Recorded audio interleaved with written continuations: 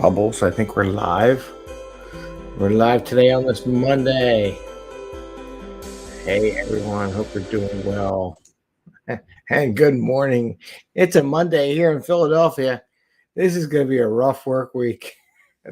I was reflecting on, oh, God, Eagles are doing good. Phillies doing good. Went to a Flyers game. They won.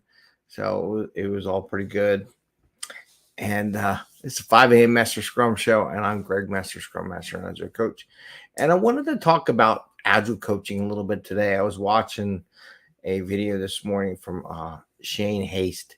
I got to sit on one of his classes before, and he did evaluate me for passing some of my IC Agile certification courses to teach. So it was interesting that his name popped up. It was kind of odd, but anyway, my thought was on to the Agile coaching and what is Agile coaching and the difficult balance between telling people what to do and getting them to understand what to do. And I was reflecting on some of the sports where a coach can tell people, here's the play, here's how to do it. But in the end, it's up to the players to really make it happen. And the coach isn't on the field, the players are on the field, but the coach needs to help the players get an understanding of what is going on. So I wanted to talk to, hey, Michael, how are you today? So we got a visit on YouTube. There we go. But that's one of the things, and there's a delicate balance there. Hey, Divine Love's in from Texas. Good morning. Happy new week. Yes. And the balance is between the two of them, not just telling them, here, do this, but getting the understanding of why to do that. So when the coach isn't there, they have the information to make those decisions. And oh, from the Philippines. Hey, Michael, I just had Filipino dinner the other day. It was really good. But that's what I want to talk about today. And this 5 a.m. Mester Scrum show, and I am Greg Mester, Scrum Master and Agile Coach. And here we talk about Scrum and Agile in a practical and tactical way. Today I'm going to talk about a little Agile coaching, get an understanding of what it is. It's a little different from coaching. I don't know. There's a video out there from Shane that's a good description of the difference between Agile coaching and ICF coaching, which is slightly different. And we do this so that you're not working crazy hours. You have fun in the office because you're getting productive and everything's going well. And you can have fun at home because you're watching all these sports events over the weekend. It was a really busy weekend this week in Philadelphia. And then there's always the Bubbles. Bubbles, do you want to be on the show? No, she's ignoring me. So, Agile coaching, which is different from coaching, right? Coaching, typically, you don't involve yourself so much in the teaching aspect of it. It's more, there's some mentoring if you're a mentor coach. Sometimes it's just coaching, getting people to understand, to think away and get them to expand their thinking process and how they want to solve solutions. In the case of an Agile coaching, one of the difficult things I have, this is my own personal dilemma that I have, is balancing telling and coaching and getting the coachee to get a good understanding so that they think in an Agile way all the time, right? It's just like saying, oh, a daily scrum is 15 minutes. So we will have a daily scrum for 15 minutes. But why 15 minutes? What makes it? And it's not just that one event. It's what is the psychological factors that go into making that 15 minutes work really well, right? So I can tell somebody as an Agile coach, and there are managers out there that want me to tell people exactly how to do their job.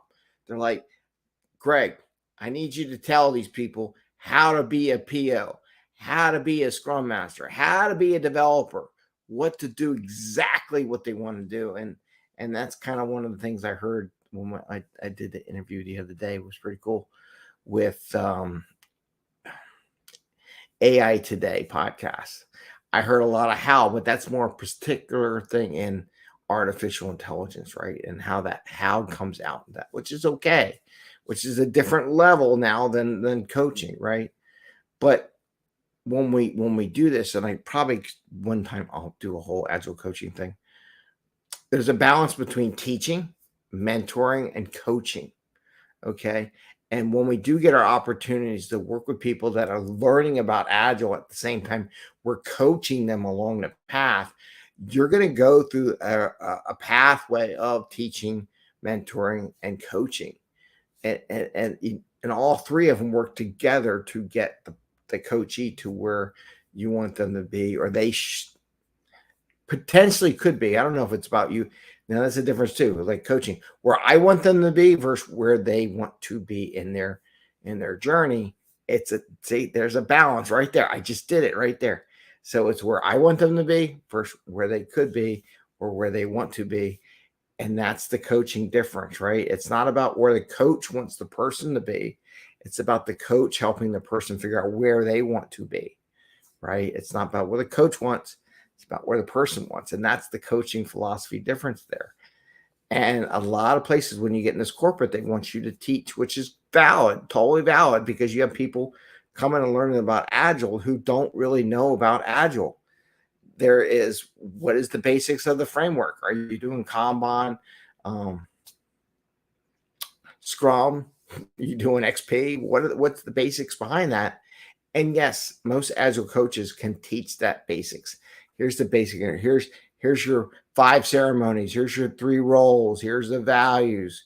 But what goes into those gets more into the coaching realm and getting a deeper understanding. Because like I was watching football the other day, American football.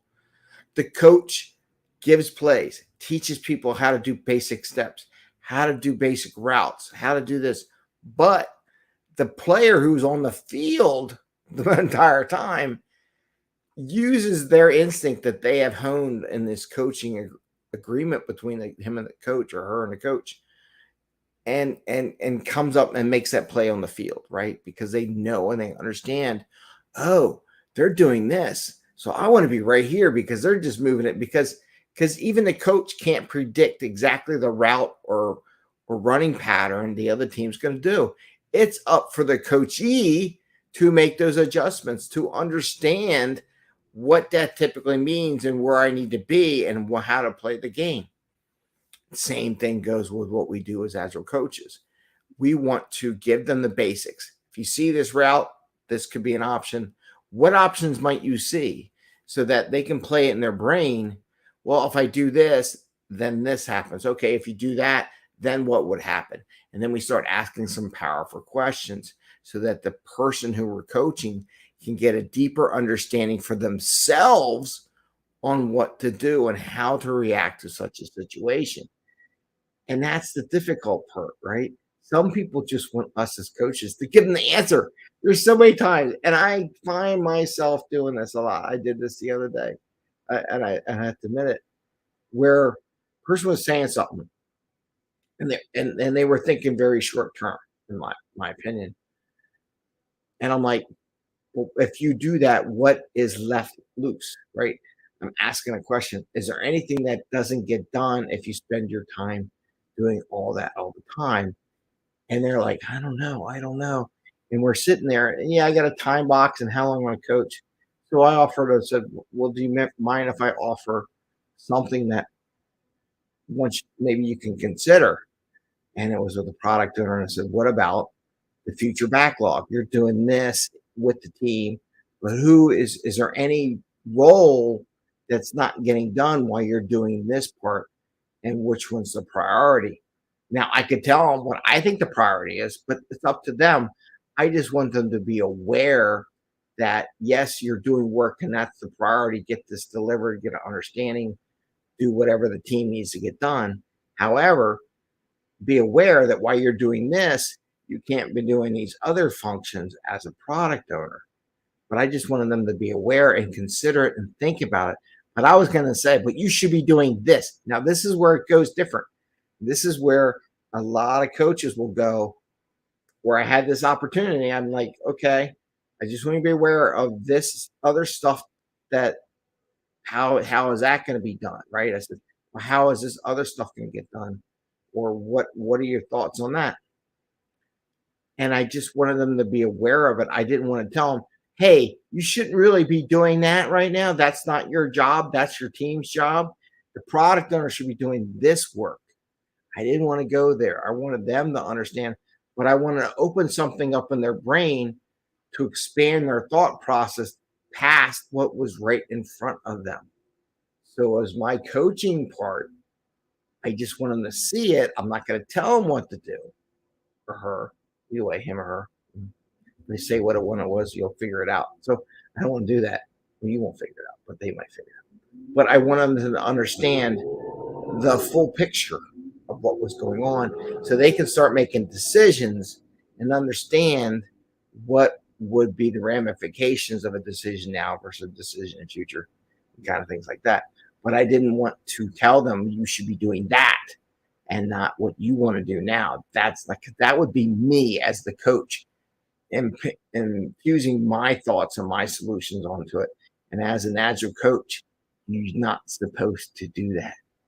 So it's a very difficult balance. And as an agile coach, like you as a coach can tell the guy, do not sit in that spot, whatever. But they know that's what they need to find out. And they're the ones performing on the field. But getting them to think about understanding the ramifications is very important.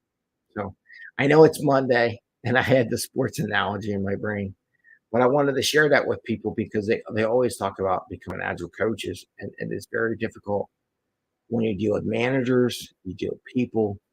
Some managers want you to tell them exactly how to do that. Like, you should be doing this and you shouldn't be doing that. But when you really become a good agile coach, you're helping your coachee to see all the options that are on the table and go through them in their brain. What are the ramifications and the whys and the hows and the powerful questions? So how does you get there? If you were to pick this route, how would you go about doing that, right? And let them explore those possibilities so that they're more prepared for when those instant changes and opportunities come along that they can take. So I just want to share that today from an agile coaching perspective. Some of the things I have troubles with as an agile coach and the demons, right? But I just wanted to share that with you because it's good to share, because that way you have an understanding. It's not just you, but also wanted to show that the pitfalls and that you can trap yourself in. So with that, I want to say happy Monday and go Phils, go Eagles, go Flyers, go Sixers. Y'all did great over the weekend. Go Phils. We keep going. And there you go. And I want to wish you the best. Take care. And the Filipino dinner I had last night was really good, by the way. A friend of mine had a housewarming. They invited us over, and I'm sitting there helping them out. And I fixed it so they could watch the football game on TV. So power up. Take care, everyone, and enjoy. Happy scrumming. Bye. See you tomorrow.